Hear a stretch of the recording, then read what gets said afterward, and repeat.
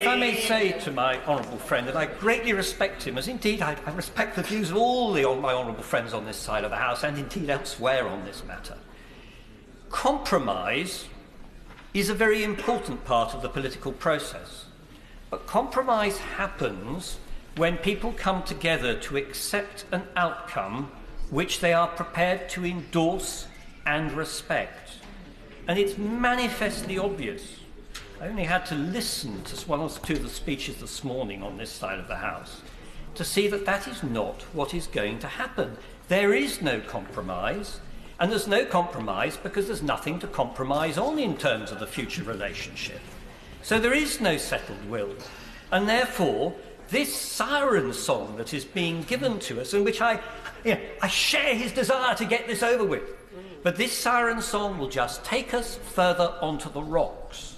And what we are going to end up with is a situation in mid-May where we will be scrabbling around with a catastrophe of no-deal Brexit and with no ability to rectify it when currently we are in a position to do so. Some of my honourable friends on this side of the House had great courage in supporting the indicative vote process and essentially rebelling against the government's position in doing it. I just have to say to them gently that having had the courage to do that, they are now abandoning it completely for something which cannot progress the debate on how we get out of our current impasse. It just will not happen. So for those reasons, however tempting it might be, however much the calls of loyalty are made, and heaven knows I feel them keenly, however much they are made, I'm afraid I cannot vote for something which, in my judgment, is not going to deliver the benefits that are claimed.